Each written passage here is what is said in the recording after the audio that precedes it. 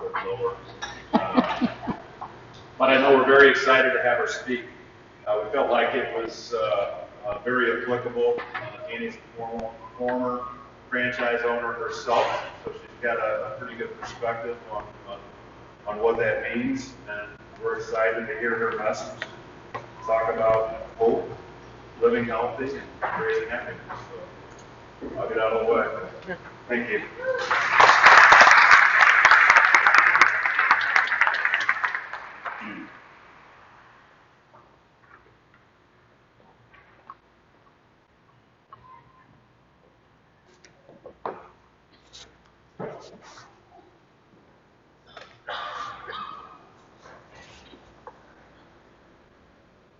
Have you ever felt hopeless?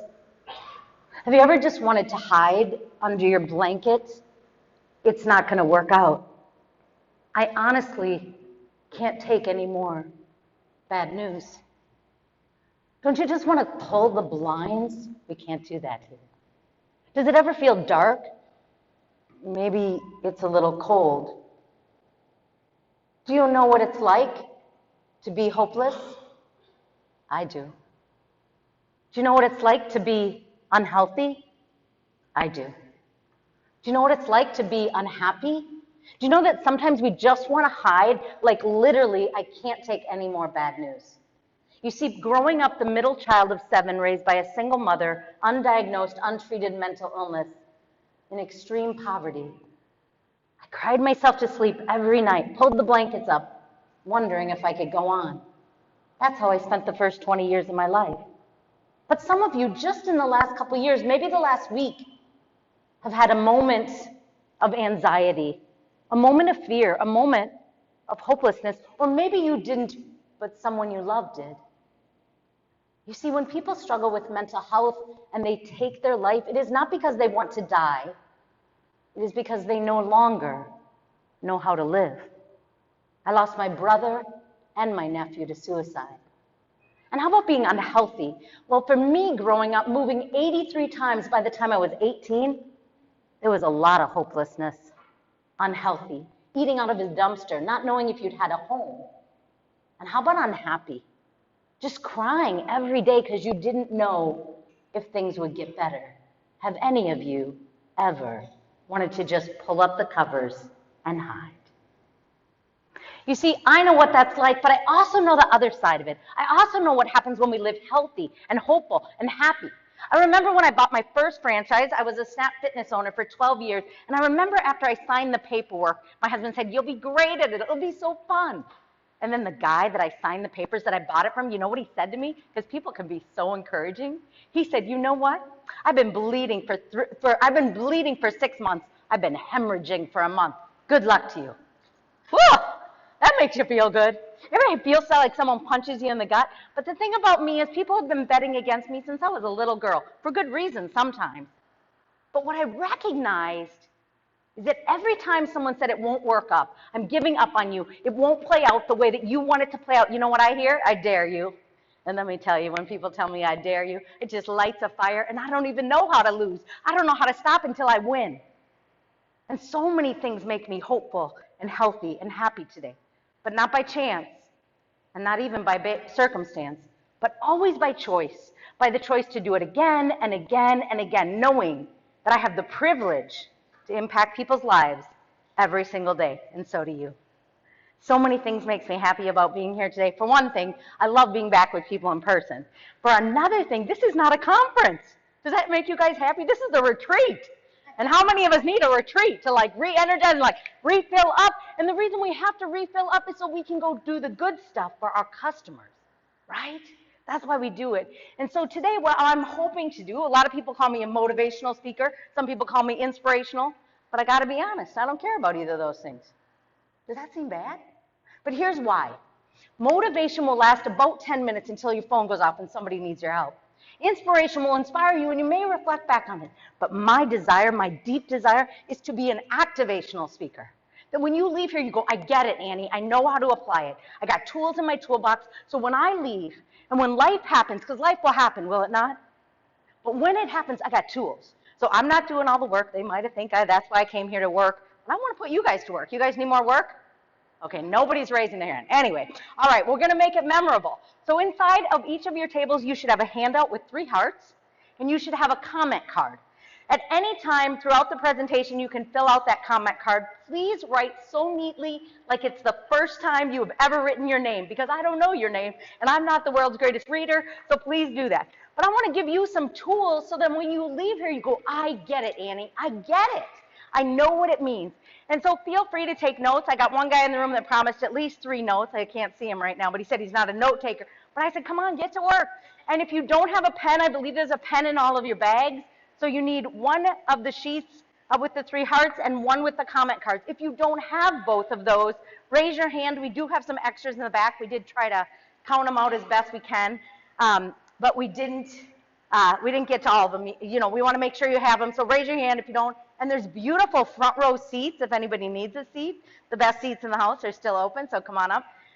And the comment cards I will be collecting, have one person from each table at the end bring them to me. And what we'll be doing with those is I'll pick out 4 winners for, those are open, I saved them for you. Just make sure you got some comment cards there for books that I'm going to give away at the end. What I really want to teach you about is how do you do this? So today is a fashion show. Did anybody know that? And thanks for all dressing in bright colors. All right, sorry. So today's a fashion show. Today's going to be some tools and ideas. Again, make sure you have a handout and a comment card for everybody and a pen. All right? But what I'm really hoping to do today is give you some ideas. So what I know about most franchise owners, not all, but I'm going to do some generalizations here, is that this is not the only thing we do in life. How many of you? Some of you have other jobs, some of you are a spouse, some of you are a parent. But I remember when I owned my 2 gyms, and I was a wife, and I was a mother, and I was also working part-time jobs sometimes in between to make sure that I could keep that gym going. Now, I might have not had the best marketing plan because people would come to me and they'd say, Annie, can you help me lose weight? And I'd say, no. And then they'd leave. Does that seem bad? I don't know. But I just never cared about helping anybody lose weight. But I love helping people make healthy habits in their life, and a side effect was often weight loss. But let's go back and start with hope. First thing I want to tell you about hope is, what do you think the color of hope is? Yellow, that's right, yellow. Very good job. He connected the dots. There's a worksheet, it's yellow. Yellow is the color of hope. Yellow is also your brand color. Somebody told me last night it's a brand color. I'm like, I know that, but I also want you to know it's the color of hope. And yellow does 2 things for you. Not only does it, when you put it on, it makes you feel more hopeful, it puts a subliminal message out to everyone that approaches you that you are a hopeful person. Tend to be more optimistic. Most women, what color do we wear? What is the #1 color women wear? Black. And because somebody told us in 3rd grade it made us look thinner, that is not true. Just makes you look sad. Put some color on, ladies. Come on. Come on. I'm going to get some fighting. I know. Sorry. I just want you to know color makes you look alive. Color is joy. Let's live in some color. Yellow is the color of hope. The sun will come out tomorrow. Do you know how to get hopeful when you are feeling anxious and unhopeful? How do you move to hope? Any ideas? What? Sunshine, moving into the sunshine, great, right? The sun will come out tomorrow, little orphan Annie like me. The sun will come out tomorrow, great, looking for sunshine. Actually, here's how. So if any of you in this room right now are feeling anxious about the future, anxious about something personally or professionally, a great way to shift that in your brain is what I call look back to look forward. Look back to look forward. And what I mean by that is this. When I was 21 years old, I was asked if I was illiterate. I'm a terrible speller. To this day, if you are bored, please read my Facebook and edit it. If that's entertainment for you, go ahead. I will tell you, and there's words missing, but if you look back to look forward, what happens is you're amazed. No matter your age, no matter where you're at in life, you have overcome something, you have become something, you have gotten through something. And so what I like to tell people is when I was 21, I was asked if I was illiterate as I tried to go to college. And today I've written 6 books, one winning a national award. I'm not saying that to brag to you. I'm saying, what have you done that you didn't think you could do? What have you survived when a relationship ended, when a job transitioned? When that guy said to me, I've been hemorrhaging for months now, Annie, I could have given up and thrown in the towel. Instead, I said, what can I do to grow my business? What can I do to make an impact on the community? What can I do to give back? So I joined the chamber, I joined the Rotary, I went door to door and met everyone in that community. I invited them in for a free week. I also got to know people. I became best friends with the Curves owner, so after it went through 4 different owners, and she closed her doors, she told all her members to come to SNAP. That is about not being afraid of competition, but being an excellent collaborator. What have you come through? What have you come from that you have been sitting right here, right now? So when we think about the yellow heart, what I want you to write about is two things. One, write a couple things, one or two, that you are hopeful about in the future. So it can be personally, this is what I hope for myself. I hope to get married. I hope to get that promotion. I hope to buy 3 more board and brush, whatever it is. And it can also be personally. I hope my clients love this and they bring their baby showers here, or their wedding showers, or their Girl Scout group, whatever it is. So what are you hopeful about, looking forward to, personally and professionally? Try to write down 1 or 2 things in the yellow heart as you think about hope. Also, if you're feeling stuck, look back at how far you've come to where you are today. Does that make sense?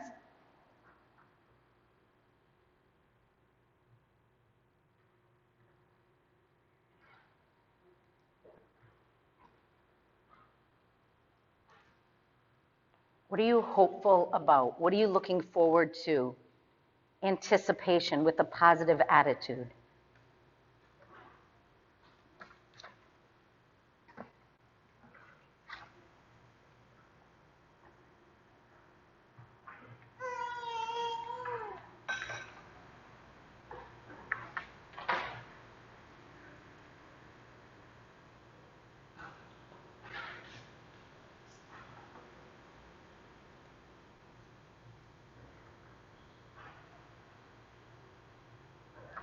As you're thinking about what you're hopeful about, I want to teach you something that I think is a really important lesson that I learned when I bought my first gym, and then I've thought about in every single relationship in my life.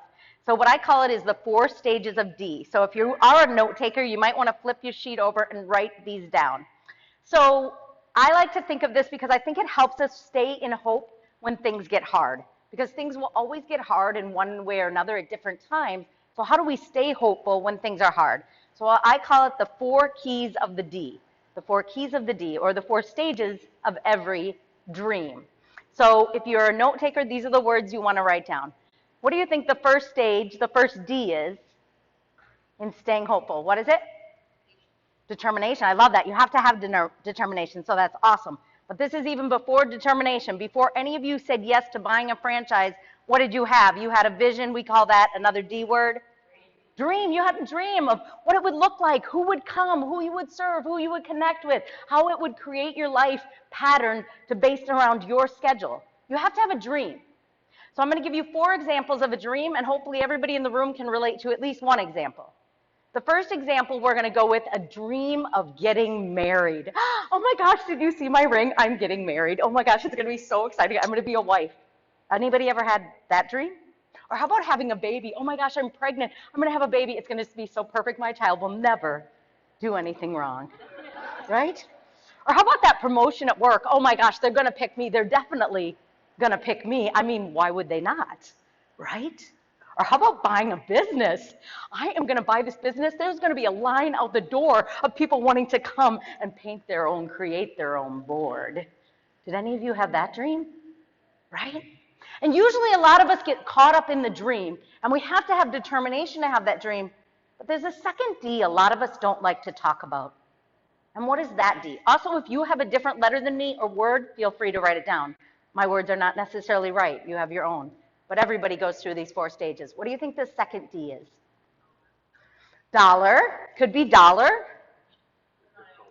Difficulty, denial, doubt, desperation. What?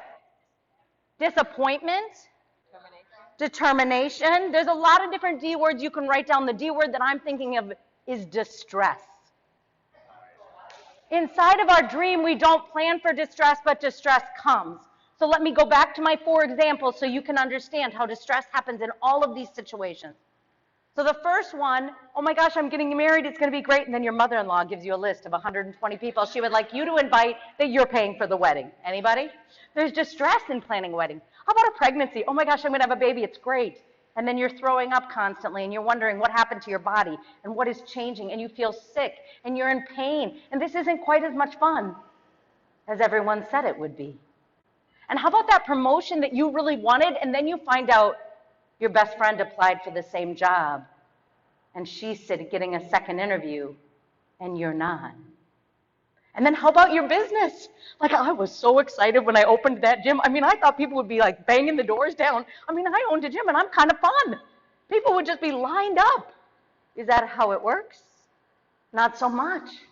In fact, after I bought it, I realized that half the equipment was broken. Half the people already hated that gym because I bought it in a small town that I didn't know. And the guy had promised a whole bunch of things that he didn't deliver. And my reputation was already bad before I got there. There was distress. And this is the hard part. This is when the sticking matters, is that a lot of us quit when there's distress in our relationships, well, I didn't know it would be this hard. Well, I didn't know people would doubt me. So how do you stay? And there's a third D. What is the third D in the process of any choice that we make in our life? What is it? Decision. You got to make a decision. That's part of the determination. That's another great one. As we progress, think about I'm saying your gym. You guys don't own gyms, but in my head, think about your franchise, right?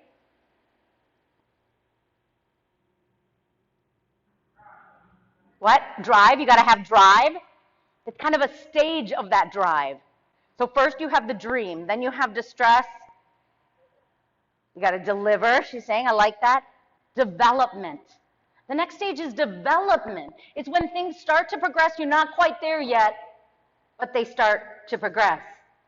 I think when it comes to marriage, development is realizing, oh my gosh, why are we spending so much time, so much energy, so much stress on a wedding? A marriage is not about a wedding. It's about a commitment. It's about the long haul. And how about when you feel a baby kick for the first time or hear that heartbeat? The development, the getting past the pain and into just a sliver of the light of what is to come. It's when things start to develop, when people start seeing your business and start saying, hey, I'll check it out. I'll come. Development is when you get some yeses. Development is when we will try it. Development is when your friend gets that job, but you recognize that she did a little more to be prepared for that next position than you were. And you ask her, what did you do? Well, I went back and took this class, or I read this book, or I built a relationship with that manager, whatever it is, or I served on this committee. And in your business, it's when you start to go, okay, I'm kind of getting it. I'm still scared. I'm still a little wobbly, but I'm developing. I'm developing some habits, some skills in order to create the business that I dreamed of. But what's the fourth D? The most amazing D. That when determination and sticking with something comes to fruition, what's that final D? When we arrive. What is that called? Destiny. So very close. Destination. The destination. So when you think about marriage and you think about what is the destination I'm trying to get to in my significant relationship, and what we recognize is that the destination in the end is how to make that partner happy, not because there's something in it for you, but because it brings you joy to make their favorite meal, because it brings you joy to serve them in a way so that they feel loved by you, not so you get something. It's when you move from what's in it for me to what can I serve, and not at the expense of yourself, but because you truly love another person and you want to be there to support them on their journey. And the destination of holding a baby in your arms, yours or someone else's, is a million times better than the dream of having a baby. To hold that child, to see their beautiful eyes. I know, they invited her back. I said, I thought I was going to be the cutest one in the room, and then they got this adorable girl here just messing with my whole psyche. I was all, be the most colorful at least, you know. Well, you're pretty colorful. We called each other this morning, didn't we? We got matching outfits today and everything. The destination. And the destination of that job promotion that your friend got that you wanted, well, what I want to tell you is that the good friends that are rising in the corporate world, where I spent 9 years before I bought my first franchise, when I did that we said, hey, let me help you get there now.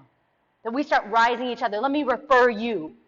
Because we get to a destination of our own confidence, that we're not afraid. We don't have to push others down to climb. We pull others up as we climb. But the destination of being a business owner, for me, is when people around you come to your store, and then they don't say, oh, you should check it out. It's kind of fun. They say, you gotta go, you gotta go. These people are amazing. Look what we made. It's when you get the referral without even asking for the referral, because you've done excellence in your work, because you've given back, because you've produced an excellent product, but more than an excellent product, an excellent